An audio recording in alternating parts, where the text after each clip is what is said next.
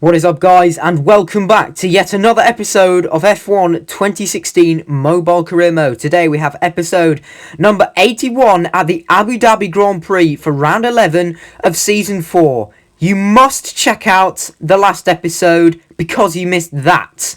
The repeats of Monza 2021, Hamilton and Verstappen, although technically this is 2016, so it happened previously, I don't know.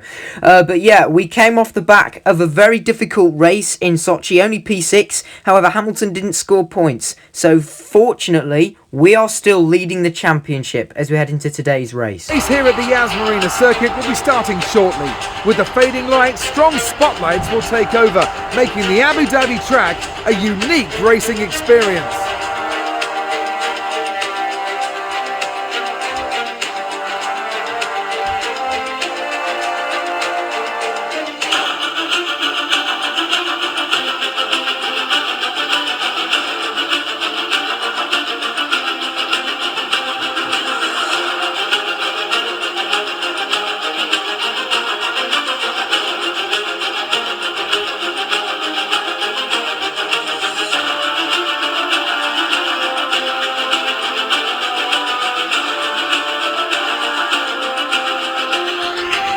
Pole position in qualifying, a fantastic start to this race weekend. My teammate Lewis Hamilton is on the front row, which is really good for the team in terms of building the Constructors' Championship.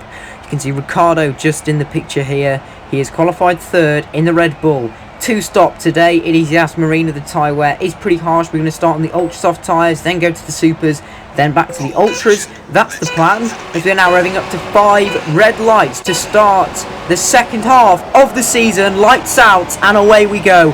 Fantastic start off the line. We're immediately going to jump ahead of all our rivals, trying to maximise the entry through turn 1. And there you go, we've held on to the lead. So yes, the European season is done and dusted. We're now heading into the Middle Eastern portion. So the next race will be at Bahrain. Then we're heading to Asia, and then the final few races will be in the Americas. So that's a great start. However, as we move on to lap number 4, the safety car has returned. It happened completely out of the blue. I was minding my own business, building out a lead out in front, and it's Lewis Hamilton. My teammate is out of the Abu Dhabi Grand Prix because he's no longer in second place, and that can have massive repercussions on this championship. This can change everything. If I can now bring this race home, then we could have as much as, I believe, 36 points in the lead of the championship. And that, given the fact that Bahrain, the next race, is a very strong track for me, that could potentially be game over for Hamilton. He would have a mountain to climb then, as we're back underway for the restart. The AI setting the glitch lap times. Raikkonen was already trying to put me under some pressure. Nico Hülkenberg's up there in third place as well for Force India, so that would be a great result for those guys. He's now heading towards the end of the first sector through turn number 4 or 5. The gap is half a second, although the tyres are really going off. You can see I'm trying to push on the restart to get up a bit of a gap, but equally I'm struggling. You know, I'm running wide off a lot of these corners, and so that basically means that I'm going to come in and make my first of 2 scheduled pit stops. So in we come. On goes the super soft tyres. 2.2 seconds in the pit lane, but the pit lane glitches back. No, we don't normally get it at this track. Why is it being so long? 54 seconds in the pit lane. And again, that could change everything, because now that's effectively the equivalent of 2 pit stops there. So because I have to make another stop, these tyres aren't going to last to the end. So that effectively means I've almost committed to a 3-stop Grand Prix. So I've got a mountain to climb now. I'm going to, half look on the inside of Gutierrez. A little bit of contact made. He did leave the door open, although I just kind of drifted out a little bit wider than I expected, although we'll have the overwhelming straight line speed of the Mexican driver in the Haas. DRS is open, and he's not going to be able to touch us. So as we get towards the back end of the back straight, have to run very wide there. Jenson Button in the McLaren Honda had to jump right out of the way there because he was a lap down. I was almost really catching up to Kevin Magnussen as well, though I went completely wide through the chicane. We'll have another opportunity here though with DRS. Up the inside we go. No contact made. Clean, cool, crisp dive bomb. Lick the stamp and send it. That's how you make an overtake at this circuit, as we've caught up to some more cars in the form of Felipe Massa, and we've got Perez and Nasser, who are both a lap down. I'm going to go around the outside of all of them at the final corner. They're all squabbling for the minor places. So too are Romain Grosjean and Carlos Sainz. Thankfully they drifted out wide when they did, otherwise I'd have probably got some front wing damage from that. More pit stops being made by the drivers has now brought us on to lap number 8, when I'm sending it on Nico Hülkenberg. The German driver then just completely brake tests me as we head under the hotel. I don't know why that was necessary, why he suddenly jammed on the brakes so much. Anyway, I'm hoping the German driver's going to get out of the way. I'm practically pushing him through these corners. I have so much more pace, although unfortunately I do have to bide my time. There's the opportunity I needed. A little bit of a moment for Hülkenberg. Sebastian Vettel was in the wall there. However, Hülkenberg completely squeezes me into the pit wall. What on earth is he doing? Why am I just being left no space by the AI in this game today? Honestly, it baffles the mind. However, we have now caught up to the race leader, Fernando Alonso. He has not won a race in this career mode, although unfortunately for the Spaniard, we're going to sail by with DRS as we go up the inside into the middle sector chicane, and we have retaken the race lead that we lost through the pit stop. However, we now have to continue to build that gap, because we will have to stop again, and I believe Fernando Alonso's not stopped, although the McLaren is actually getting quite eager. He wants to fight this, you know. Alonso goes round the outside, and I've got some wing damage because I've hit him. I don't know how I managed to do that, whether he moved across, whether I moved across, I don't know. Verline just, well, he just stubbornly stays on the racing line there. He doesn't want to move out of my way, so I end up tapping him. Thankfully no more damage, although the understeer is getting quite bad. Valtteri Bottas now is a lap down. He's managed to get himself out of the way without any problems, but look at the understeer again. That tells me that I need to make my second pit stop, so I'm actually going to come in at the end of this lap. We've got Jolly and Palmer in the Renault as I'm braking at the normal point, steering to the pit lane, but we've missed the pit entry again because we've got wing damage. I've had this problem before. Whoa, Bottas has been spun round. I just saw it out of the corner of the picture. What on earth is going on in this Grand Prix? I've taken wing off the car.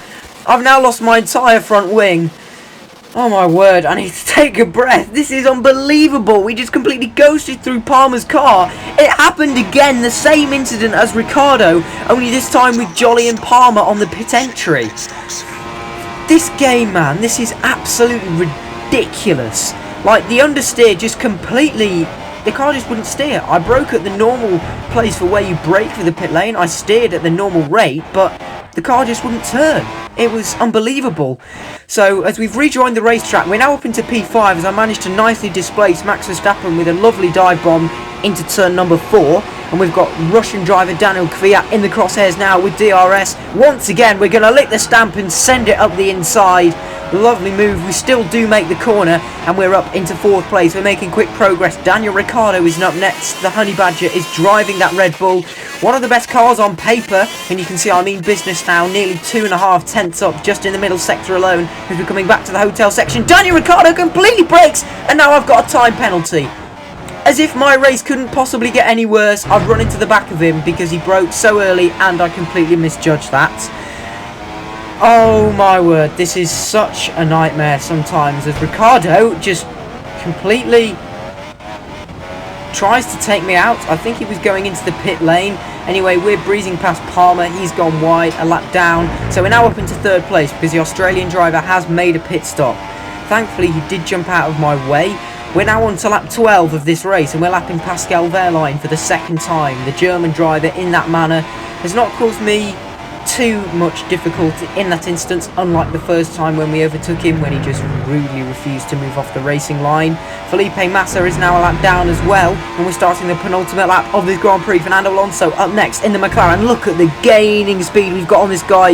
The fact that we're on a compounded tyre that's 2 compounds softer up the inside, the same as Verstappen. That's a lovely satisfying overtake, showing that you can overtake at Yas Marina. We're going up the inside of Perez and Button now as well, because they're both a lap down. And well, we're coming to the end of the penultimate lap, and I've got 4 seconds to Nico Hülkenberg, who's leading the race. He has never won a race in this game. Can we try and take this victory from him? I've got warning for a collision with Nasser this time. And I've got another penalty. because he completely just didn't move out of my way and I've got more damage. So is this now going to hamper my attempt to chase down Nico Hülkenberg on the last lap? I've had to take avoiding action now. I do take a corner cutting warning for that because the car didn't turn. We have managed to reinstate a similar gap that Hülkenberg had on us before that corner though, so it doesn't really matter too much. We are going to get the benefit of DRS, so hopefully we can get enough gaining speed. Then I might be able to send it at the chicane, and we still might yet have some hope. Up the inside we go. We do make the corner. We do take the lead of the race. But how much are we going to keep it? We have 4 seconds worth of penalties, but Hülkenberg's fighting back. The Force India man takes the inside line, and he breezes back into the lead. Although I'm going to resend it back down the inside and retake the lead into the next chicane. This is unbelievable racing for the win on the last lap, but I've completely drifted wide. The understeer's kicked in, the tyres are going off, and that's game over. The wing has completely come off now, and I can do no more. At this point, I've just got to accept, I've got to throw in the towel. There is nothing more we can do to try and resurrect this Grand Prix. And what an eventful race it has been. Marcus Ericsson, the final driver who is going to receive the blue flags in this race. We're coming through the penultimate corner now. And for the first time since I was driving as him in Season 1 in Monaco, that doesn't count. But it's Nico Hülkenberg who wins the Abu Dhabi Grand Prix for Force India.